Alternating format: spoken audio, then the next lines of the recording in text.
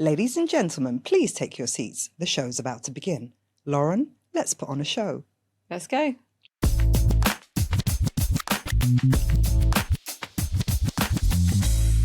Welcome back to another episode of Golden Nuggets with me, your host, Silvia Eldawi, where we go behind the scenes with some of the movers and shakers in the real estate industry. And today I'm joined by someone who you want on your side once the deal is done. Welcome, Lauren Hadi, who is the founder and CEO of Chartered Conveyancing. And she's going to tell us about why you need professional conveyancing, when you need it, and also some juicy stories along the way, hopefully. Let's get into it. So, Lauren, let's start with your background story. What brought you to Dubai? How did you get into conveyancing? Talk us through it. So I've been here for 15 years now. So I moved back. I had an insurance job at the time, moved over with my company then. I got an opportunity at one of the big, Spas Real Estate to do conveyancing in-house. Completely junior, went in, learnt the ropes, went from there. So I learnt from Heather, who's well regarded, still around now. Mm-hmm. And yeah, it's been a good few years there, learning, like I say, doing everything, getting the deals across the line, as you've mentioned, dealing with lots of headaches. We were back in the land department in Dera then, so a lot of running up and down Sheikh Zayed Road and doing all the fun stuff that comes with conveyancing. I then set up Ascot & Co. with my now husband. We ran that for a few years. On the side of that, I decided to set up conveyancing as a separate entity. By then, obviously, I'd got a few years under my belt, understood the do's and the don'ts and the benefits of having someone independent. We did that. We sold Ascot. I then had a couple of children. It took a few years out. I didn't want to go back full time, so I went to work for Mina Mortgages. So I did a bit of mortgage progression, just part time around the babies, and then eventually came back to the conveyancing and met my now business partner Andy, and we thought that let's give it a go, push it forward, and here we are now, 2 years on, and. Wow. An all-rounder then. So you've dabbled in brokerage, conveyancing, mortgages, all of it. So tell us exactly what is conveyancing and what's the difference between conveyancing and sales progression, or is it just a fancy term for sales progression? So in Dubai, it's very, very similar. There's not too much different really. Obviously around the world, conveyancing is known as a legal profession. It's acted through law firms. It's a legal profession. In Dubai, sales progression and conveyancing are very, very hand in hand. The main difference is just that conveyancers are independent, whereas sales progression are in-house with the real estate companies. Got it. Both job roles entail getting the property from signing that Form F and getting the deal agreed to getting it across the line. So dealing with developers, banks, the courts, whoever's needed to get the paperwork in place to get it done. And the conveyancers or solicitors, property solicitors, are hated in the UK because they're seen as the reason why deals might take so long to cross the line. Yeah. And the process in the UK can take up to 12, 18 weeks, but nobody represents themselves or is represented by an agent in the UK. It's all done by lawyers. Yeah. I mean, purely down to the sheer value of what's being transacted. So what would you say to people who think they can do it by themselves or their agent can do it, don't need anyone in their corner? So it is quite a different process to the UK. There's a lot more hands-on requirements in Dubai. So like I said before, going up and down Sheikh Zayed Road, we physically have to be in the developers' offices, in the trustee offices, with the banks chasing up papers. So there's a lot of time involved. The biggest thing that people will save, both agents and clients, is their time. So they pay us for that. There's also, as everybody knows in Dubai, there's a lot of red tape. There's a lot of jumping through hoops that you didn't even know were there in the first place. So again, because I've been doing it a long time, because the team are very well experienced, they transfer, many, many deals a month. We've got relationships with all of those people, like I said, the developers, land department, etc. So if we don't know the answer, which is unlikely, we know exactly who to go to get the job done. So again, it gets that deal done a lot quicker, a lot smoother than were you doing it on your own. With an agent, for example, a lot of the agents out there are extremely good, extremely experienced, know what they're doing. However, they maybe transfer 1 or 2 deals a month. Just, that's the nature. They're out viewing, they're onto the next property. Like I say, we're probably doing 40, 50 plus a month. So that experience and that exposure to all these different problems and hurdles is there. And like I said, then we've got the answers to help get them through. So you are the problem solvers, basically. 100%, yes. Hopefully, I mean, ideally, most deals will just go through seamlessly. I would say maybe 10% of deals go through seamlessly, There are the systems here are amazing, and it's come on a long way. There's so many improvements, a lot of digital. Everything's electronic, etc. And that's great if it all works as it should, but it doesn't always work as it should. And then it's a case of who do you go to, where do we go, what's going to happen now, how do we get around this? And that's where we come in. It's sort of I sort of say it's like an insurance, if you like. You're going to pay us. You don't want to use us. You hope that it's smooth and it's fine. But the chances are, we're going to need someone there holding your hand. If it's not something that AI is likely to replace, then, is it? I'm having problems with AI at the moment because ChatGPT is telling clients a lot of misinformation. Really? So, Okay. I've had a few disagreements, should we say, with clients where I've had to, prove why that's wrong and what's the correct way of doing things. So, what was ChatGPT falsifying? Legal advice. Really? Obviously it's collecting information from the internet, but the internet, so many people have put different things on there. It could be 10 years old. Dubai is so fast paced, things change within days here. So it's our duty to kind of feed ChatGPT with the correct information and start blogging and start putting information out there. 100%. And I'm sure that's going to improve over time. But it's always important to have someone on the ground who knows. And speaking of time, you've been doing it since 2011. So 14 years. Yeah. And we're a fast moving industry. Yeah. Especially I don't think the process has changed at all in the UK in the last 14, 20 years. How many changes have you seen since, and how have they affected what you do? Some are good, some are great, some are... Yeah, I'd say most are positive. I think there's still a lot of changes to be made. I think there's still a lot of improvements we can achieve. But certainly that time, like I said, I mentioned, we used to be down in Dera at the mainland department there. There's still a few conveyances now. We used to battle over the office, put our papers on top of each other's and fight to get in. It was like a cattle market. It was chaos. And I would carry around big bags of files with all these original documents that you needed. Probably in Arabic. In Arabic, yeah, exactly. If you lost your original title deed, you'd have to advertise in the Gulf News that it was lost. All these procedures like that, they've now slowly gone away, which is great. It speeds up the process. The digital title deeds make it a lot smoother, more streamlined. Most of it I would say is digital changes, which is great. There's also a few procedure changes. They've brought in the blocking process over the years, which helps protect buyers who are paying off sellers' mortgages in advance, which is something that doesn't happen in the UK. So what was life like before that? How risky was it? Very risky, yeah. So to use an example, I had a client, they bought in Jumeirah Islands at the time. I think it was 15 million. So back in 2011, it was big ticket property. The mortgage was maybe 14 million. We paid it off.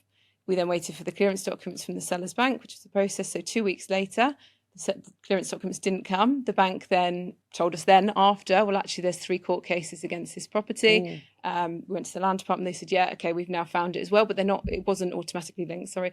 So we found it later. So obviously this buyer had already put down 14 million. We then spent maybe a good 6 to 8 weeks working with the courts on edge. Yeah, I didn't sleep that whole time. To get those court cases cleared.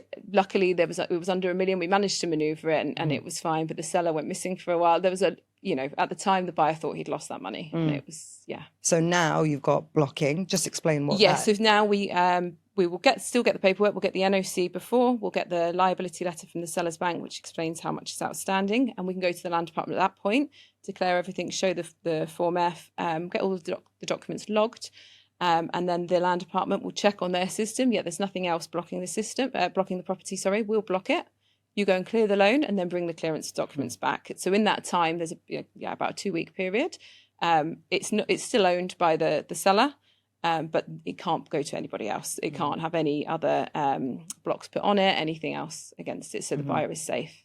And digital signatures, that's another thing. It's all done with your Emirates ID, so fingerprints there, or they can give a remote power of attorney as well. Remote power of attorney and remote tenant evictions as well, you can do now. Yeah, we can do that as well now. So a lot of those, again, all those digital changes means that overseas clients, it's a lot easier for them. There's less hassle of having to fly in for various appointments or stay for long periods of time.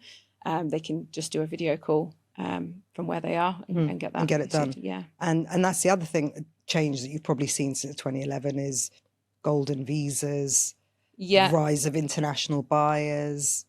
Yeah, I mean, I've always primarily worked with international buyers, I'd say, because conveyancing is known, again, overseas as a more renowned industry. So, that's always been around. But there's more a variety of nationalities coming in now. You have crypto buyers, you have Crypto bros. Yeah. What the kind of changes or the evolution to the buyers, obviously just the quantity as well, the amount of buyers that are in, the amount of deals we are dealing with, the amount of brokers that are out there. There's so many small entities, people pop up on their own, set up on their own, which is great for us. They need someone like us to step in and help. But I would say that's how it's evolved. It's Dubai's always been fast paced, but it feels like it's getting faster as well. Everyone's impatient, wants things done quickly. Yesterday, yeah. Yeah. And speaking of those foreign investors, what should be on every foreign investor's checklist when they're buying in Dubai? So the main things really is, as I mentioned, are they going to come into the country to complete, or will they give power of attorney? A lot of overseas investors don't realise that you have to be here in person. So that's a big one to factor in, either those costs for a power of attorney or the timescales to be here. Also, moving funds is a massive one. So with the new sort of AML, KYC, etc. checks in Dubai, money can take longer to come over. There are registered escrow companies here that can help, or they can have a bank account set up here. But if they're going to set one up, that takes time. Again, it's just all those factors of making sure they know what they need to do to get it in place before we get to that transfer. And you can act as power of attorney for them? We can act as power of attorney, yeah. We actually recommend it. It shouldn't be done by the brokers. I know there's a lot of brokers that do it, but the Land Department states that it should be done by a third party or an outside party not related to the contract, so we can take that. How are they all getting away with it then? I think they all cancel the Form Fs at the transfer, which isn't ideal either for them to protect their commissions or for the buyer or seller. If there's any problems at the transfer, they're no longer in contract, so it's not something we advise. Risky business then. Yes. Do not act as power of attorney if you're involved in a transaction. Yeah, and again, it's a minimal cost, especially for an overseas buyer. It's cheaper than them flying, paying for a flight, a hotel, etc. So it's to protect them and make sure it's all done properly. It's worth it. Okay. Anything else foreign investors should know? Just the timing again. I think agents are very obviously naturally they want to sell. They're very quick to give the shortest time frame possible. And whilst some cash to cash deals we can do in a day, maybe, that's very, very small amount. And there's a lot of sort of, as I said before, hurdles to go through. And it's just making sure they're aware that these are going to take time and to trust their conveyancer or their agent while they're here. Well, let's talk about timescales, because as you mentioned, you've got cash to cash, which should be quite quick. Yeah. You've got 4 different scenarios, I'm guessing. I would probably put that to 6, just because you have off-plan sales as well now. So I'll go through them all. So, let's go through cash to cash is your quickest. Not always your smoothest, but it should be. Essentially we can do it in 1 to 2 days, depending on the developer. You get an NOC from the developer and then you go to transfer. Okay, so, super easy. Yeah, as long as money's here, etc., that's all good to go. You have mortgage buyers, cash sellers. Again, depending on the bank, on the buyer's side, it can be. They should always have their pre-approval before they sign their Form F. So as long as they've got pre-approval, we can do the valuation in a week, get the final offer letter, and then transfer. So again, depending on the bank, maybe 2 to 4 weeks on the turnarounds. When you have a mortgage on the seller side, it becomes longer. So you have, I would say, both cash buyers and mortgage buyers a similar time frame, maybe 8 to 10 weeks. Some banks maybe stretch that out to 12 weeks. There's so many variants to go into. And then you have off-plan sales now. So a lot of properties have been completed, but they had post-handover payment plans. So on those, there's a slightly different procedure, either with cash buyers having to put down post-dated checks for the payment plan with the developer, or banks paying off the payment plan with the mortgage amount. And there's a lot of playing around with that. They're a little bit trickier and making sure the right money is going to the right person. Do you charge the same amount for cash to cash, or mortgage to mortgage? Or? Cash to cash, we do a slightly cheaper rate, but if there's a mortgage involved, we always charge the same. And when you get one on your desk and it's mortgage to mortgage, you're like, oh... No, they're the most common, to be honest. Again, because we deal with the banks, it's fine. We've got some good friends. Got some connections. Yeah, we've got some connections. If we've got a really big problem, we can call someone up and plead and beg and get things through. It's most of the people who use us, I would say the majority are end users, so they're going to buy with the mortgage. So it's very common. So one thing that I'm a little bit curious about, that I know how it works in the UK, and I'm assuming it's going to work the same here eventually. But we're now at that level of maturity that we should start talking about it, is remaining years on leasehold properties. So in the UK, typically you buy something with a 99-year lease, great. Once that gets down to 80 years and below, it actually makes it harder to mortgage, harder to sell. It reduces the value of the property. Now, Dubai's been selling leasehold for since when? 2000? Probably up 15, 20 years. 20 maybe years. Now, yeah. So we must be at that stage where some leasehold properties do have 80 years remaining on the lease. And it's quite common in the UK to have leasehold extensions because just for everyone who doesn't know, at the end of that 99 years, it's supposed to go back to the freeholder. Ownership of that property goes back to the freeholder. It doesn't get passed down to generation, your heirs. So we need to start thinking about that. Is there anything in place, or are you hearing any talks about? There's a lot of talk. There's always been a lot of talk, especially in areas such as green community. There are areas like Silicon Oasis now, Jalaf, where you can apply to the land department to convert it into freehold. You get valuation of the property, you can pay a percentage and can convert it. So there's definitely changes that have been put in place. With areas such as green community, that hasn't been implemented yet, and there is no concrete answer on what will happen. Obviously, the theory is that will follow those footsteps of Silicon Oasis, and they'll have the chance to buy the freehold, or as you say, it will go back to the UK policies and extend the lease. But as of now, it's not. We keep our eye on it and are listening and speaking to the right people. But as of now, they haven't got that decision yet. Right. Well, if you hear anything, let us know. Watch it. We're all maturing together. Okay, let's talk about Form F fails. So Form F. Well, everyone has their own abbreviation for it, but let's assume it's form finalized deal, not the other F word. But let's talk about some Form F fails. What are the most common mistakes you're seeing? Like, when you're getting a Form F in front of you, what are you looking for and thinking, oh my God, I can't believe that. So we jump straight to the special conditions. So we have to scan through them, make sure, see what's in there. The biggest problems for us is tenancies. So where the agents have, should we say, skimmed over the rules of the tenancy or not informed the buyer. So for anyone who doesn't know, so any tenant here, to evict them, you need to give 12 months notice for one of 3 reasons. As a new buyer, sometimes they think that doesn't apply and they can just kick the tenant out, or more often than not, we get a Form F saying the seller has said they'll tell the tenant to leave or they'll evict the tenant. And then when we speak to the seller, they're like, well, I didn't agree with that, or, that wasn't done, or the tenant, actually, we've agreed a 2-year lease. I don't know, all these things come up and it hasn't been looked into properly, essentially. So that is our biggest headache because as a buyer, to protect the buyer, if they don't know those laws and they think, right, we're going to buy this property and then we're going to move in 3 months, they're going to have a shock because obviously that's not the case. So that's our biggest one, is make sure everyone knows what's happening with the tenancy and knows that the security deposit is going to be handed over, the documents there, etc. I would say timelines are also one of our biggest problems. Again, as I mentioned earlier, agents love to they want to get the deal done. I don't blame them. They want to get their commission in and it's all good. But putting a 3-week Form F transfer date on a mortgage-to-mortgage deal, it's just not going to happen. And then obviously we have problems with the clients who've, again, accounted for that money to go to the next purchase or, things like that. So chains are becoming more common now. When I first started, it was never really around. People just bought one, waited for the money and then sold one and then bought the next one. Whereas now it's very common. We've got maybe, 6 or 7 deals at the moment, which are in a chain of 3 or 4. And it's managing those timings going through. And in the UK, we used to see chains like six properties deep. And just to explain what a chain is, so it's when, at the bottom of the chain, you'll have a first-time buyer likely. Or a cash buyer or something. Buyer. Someone nice and easy at the bottom.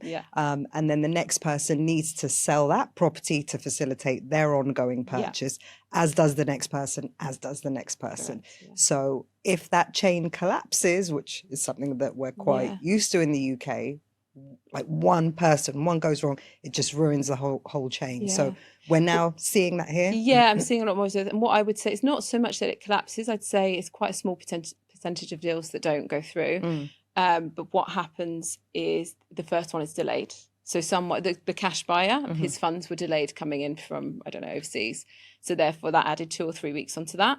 So then by the time you get to the end of that chain, you're maybe 6, 7, 8 weeks out, and that's a big difference again for people moving. So even more so when you're in a chain, make sure that your dates account for, or your deadlines account for everybody else in the chain. Yeah, exactly. Well. I would say, just as a bit of advice for any buyers or sellers, is always add on a couple of weeks to whatever your agent tells you anyway, just for that security of and peace of mind. Things do take longer than we like in Dubai sometimes, so better to be done and finished early than panicking and stretching it away. And from your experience, what's the top reason that causes most deals to fall apart? As I say, I'd say the percentage is small for deals that actually do fall apart. Again, being problem solvers, there is always a way. There's some negotiation or some loophole or something we can do to get it through. I'd say 9 times out of 10. The biggest thing would be timing. So banks are a big problem at the moment. They're taking a lot longer than they used to, and therefore than that we expect. And adding 2-3 weeks onto a wait period for a final offer letter, the seller gets fed up. The market's moving up. He wants more money. Cash buyer comes along, and then your mortgage buyer can't match that money. Their offer doesn't allow it. So that would probably be the biggest. Biggest. Are you seeing a lot of gazumping going on? Not loads. Again, with the unified Form F, that was a great improvement, I think, because it really does lock sellers in. Okay. It physically puts a block on their property, so they can't sign another Form F with someone else. So that's a massive help for security. But there's definitely a lot of discussions. So yeah, if you reach that point where the Form F is near expiring, the seller will ask, and he has that opportunity to negotiate. Yeah. And most people might think you don't really necessarily need a conveyancer when it comes to off-plan property. Is that correct, or would you say? Yeah, I would say if you're buying from the developer, then there's no real need. It's a very streamlined process. There's the escrow accounts are set up with the land department, fully legalised. So no, the sales and purchase agreements are very black and white. That's it. You can't really change much anyway. So no, but if it's secondary, as I mentioned before, then yes, because there's a lot of back and forth with the developer for those. So when it comes to off-plan, there's 2 types of delays. You've got delays on handover, but you've also got people that delay making their payments or are unable to make their payments. Yeah. What happens in this scenario? Yeah, I think a lot of people who buy off-plan have it in their head that they're going to make a payment, make the first payment and then sell it before it gets to the next stage. Which is what they've been promised by a lot of agents. Exactly, yeah. And by the time it gets to that, they then sell it, but that next payment is now overdue with the developers. Most of the big developers, you have to pay that off before you transfer the property. So again, having a conveyancer involved means we can make sure there's enough safety precautions put in place. 9 times out of 10, the buyer will pay that off on behalf of the seller. It's all about communication, making sure they know they're paying in advance. But like I said, we'll speak to the developer, get the right provisions put in place, get security checks, etc. But they can be quite sticky situations. Okay. Again, going back to the question you asked about the agents, that's a bit of a red flag. If the agents haven't brought that up with the buyer and then suddenly they're being asked to pay money ahead of when they thought, that can cause issues. Okay. All right, let's talk about something a bit more positive now. Gifting property. Gifting, yes. Who's gifting these days? Yeah, we do. We get quite a few gifting inquiries. What is that like? So gifting is where, but you give the property, you give it as a gift, which obviously everyone would love to receive. But who's doing that? There's only a few people you can do it to. So husband to wife or vice versa, or directly up or down in your family. So you can do it to your mother, father, or you can do it to your children. Okay. The only exception to that is you can gift to a company if you are the sole shareholder. So if you have the title in your name completely and you own that company completely, you can move it from one to the other. So for tax reasons, a lot of people. So what is that little hack?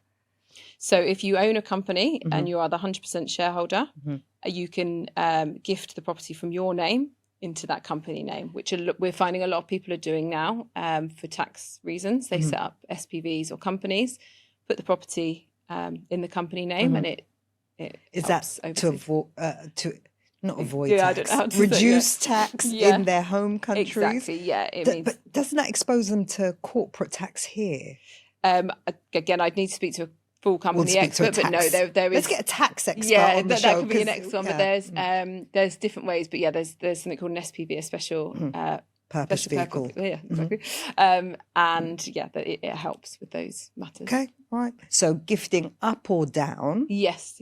Or sideways to? Not sideways. You can't gift to a brother or sister. Okay, only husband, mother, wife. father, or children. Okay. But the main reason being is you save the 4% transfer fee. So instead of paying that, it's 0.125% of the property value. So it's a a significant difference. So could that be something to consider if you're getting older rather than exactly. inherit? Yeah, to avoid the inheritance. Again, probate here is quite a headache and a long process. So it could be for those reasons. Again, some people do it for tax reasons, just to move it out of their name. As well. Okay. And well, let's talk about inheritance. How complicated is it? It's complicated. yeah. Depends on what religion you are as well. It depends. There's so many factors. But yeah, essentially, if you die, your property will go to your heirs. If you have a will in place, it can be more straightforward. If not, we tend to see, by the time it comes to us, we see a property either with someone who's passed away on the title deed, and then we have to go through that, or it's already gone through the probate session and we've got 10 names on that title deed where it's gone to the children, their brothers, their sisters, whoever. So obviously you can't sell a property if it's a deceased person on the title deed. Although technically with the Form F, someone could accept the signature, we can't get any further than that. So we have to go through that. It takes maybe 3 to 9 months. Most times, I would say they have to get the courts will decide who it goes to, and then that new title deed is issued. 9 times out of 10, the title deed is then in a minor's name, which then causes another layer of paperwork. And minors here are under 21. Under 21, not under 18. As no, some so people, under 21. So minors can sell the property. That's fine. They will have either another parent or a responsible adult looking after them. But to sell, it has to go through the Dubai family courts as well. Right. So the courts will protect their money and make sure that it's not a distressed sale, not sold under value. So for that, we have to get a letter of execution from the courts before we can then get to the normal transfer process. So again, you're looking at maybe an extra 8 to 10 weeks on a property transaction for any minor. So for an expat buying over here, would you recommend they all get wills done? 100%, yeah. With or without a mortgage? With or without a mortgage, yeah, 100%, because you've got an asset here and you want to make sure it goes to the right person. Again, there's some great wills companies that can give good advice and go through it, but it's inexpensive in the grand scheme of things. It can be done quite quickly. It's definitely worth doing. So I think that, again, in the UK, that's like a prerequisite. If you're and getting it's a something mortgage. people talk about in the UK, I think, without worrying, whereas here it's a bit of a taboo subject, but no, it's massively important. Okay. And what about divorce? Those Any are divorce fun cases. We get a lot of divorce dramas? cases. Obviously, sadly, people do get divorced. I don't think I've had an amicable property sale when it's been a divorce. I've had many cases where I've had to sit people in different rooms. I've had to, move from one to the other. I've had people yelling at each other in the land department. That was a fun one. I mean, because you need to get approval from both. They're both owners of the property. They both have to sign. Again, the property, depending on what share they have, usually 50-50. They can get separate checks in 50-50, but we have to go through all that. So you're a bit of a therapist, a bit of an agony aunt, and and everything in between. Exactly. And I suppose you're the one that has to break any tough news. Yes. To the agent or your client. Tough news is part of the job, unfortunately. Like I said, things don't go to plan most of the time. So there's always someone upset about something we're going to say. But for me, the biggest part of this role is communication. If you can pick up the phone and speak to people, you're a human being as well.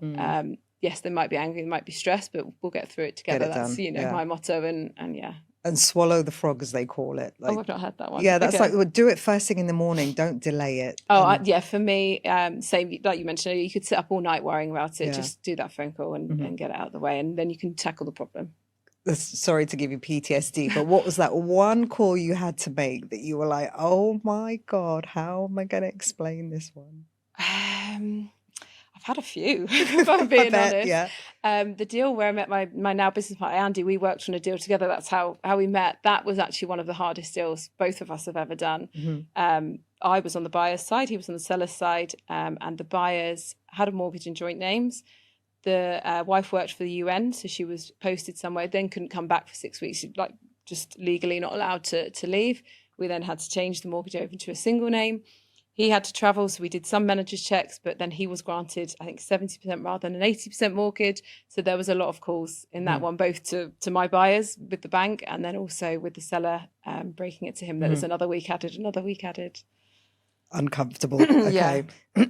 And then let's talk about costs. So what should clients or agents budget for when it comes to a proper conveyancer, and what does that fee actually cover?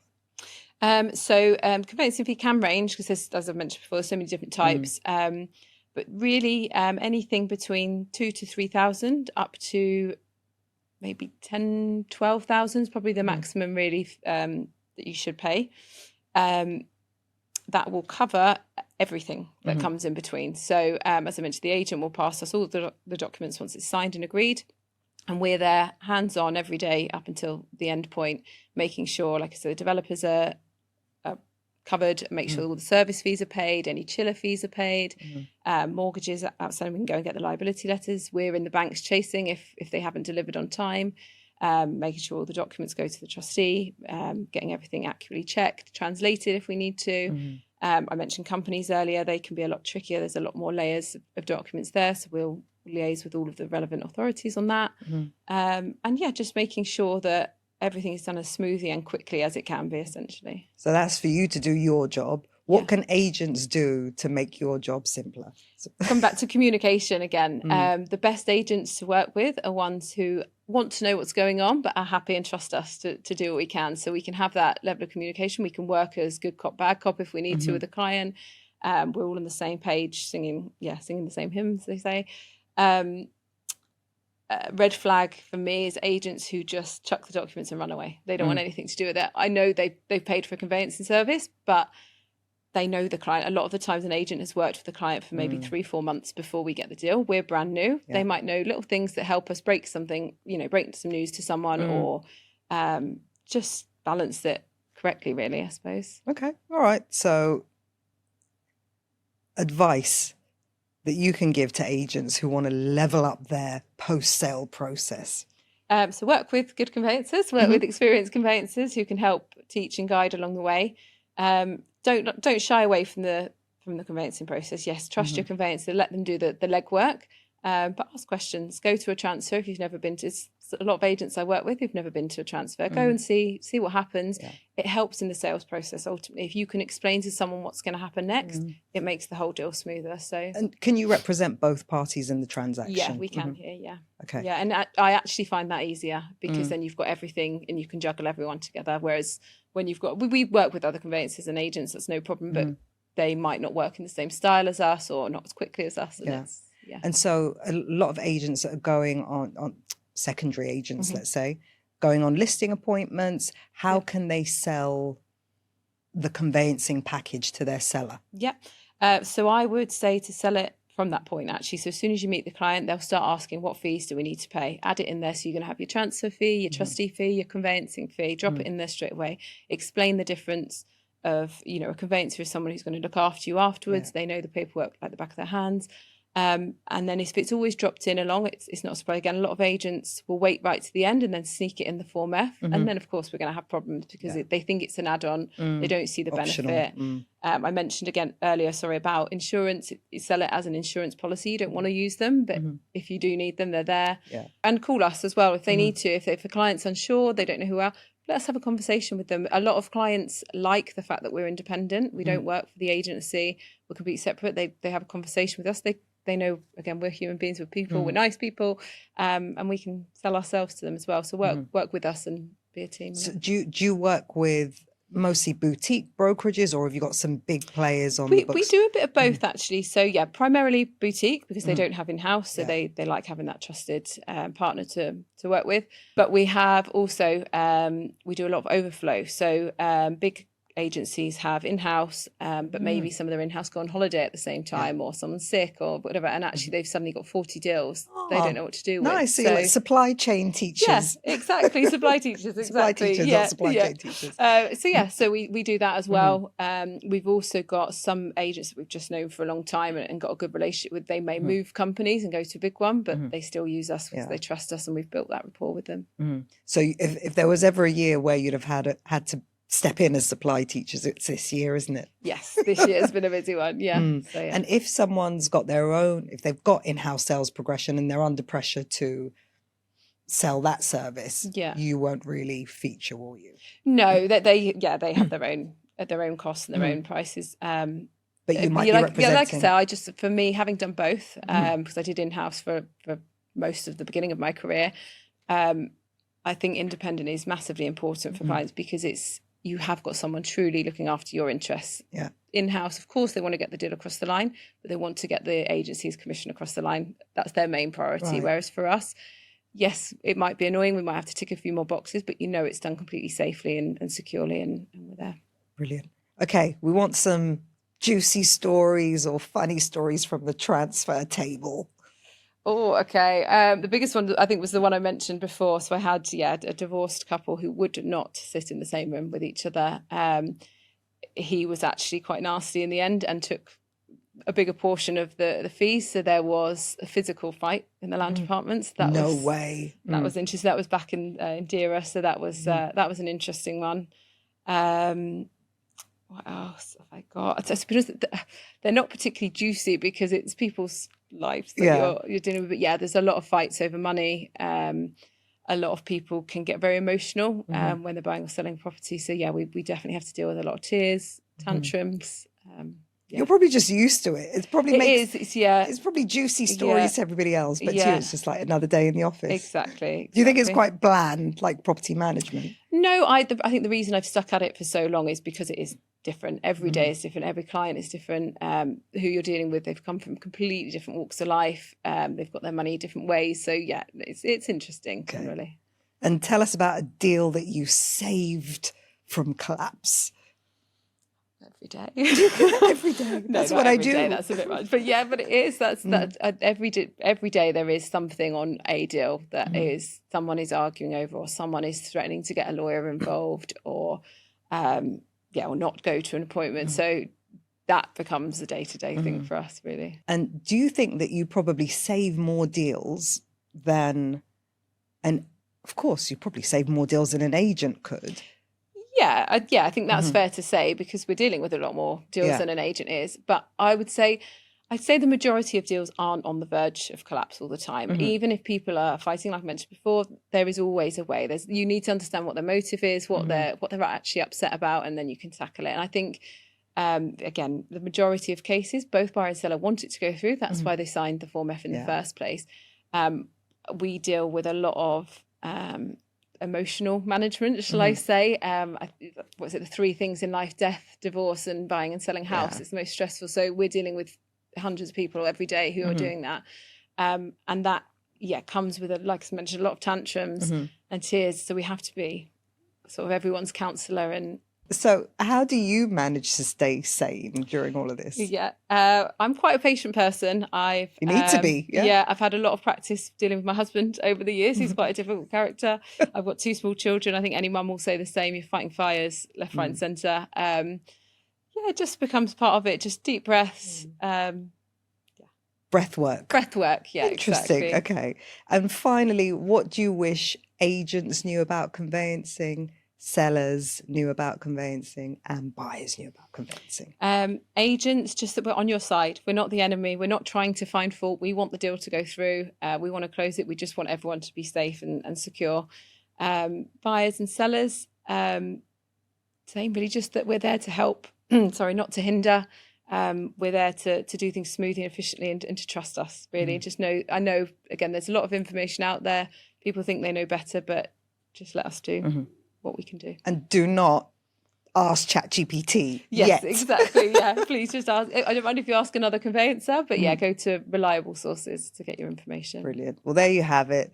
The woman that you need in your corner once that deal has been done. Thank you very much, Lauren, for educating us on what goes on behind the scenes. And next time we need some more juicy stories. I'll get some. I'll see what I can find. Reach out to Lauren if you've got any queries, or not just any random queries. Any queries. Golden visas, eviction notices, properties, anything you need. Property gifting, conveyancing, just any property questions. Okay, there you go. I'll leave the details down below. Thank you very much. Thank you so much. Hope you enjoyed that episode. Don't forget to like, share and subscribe.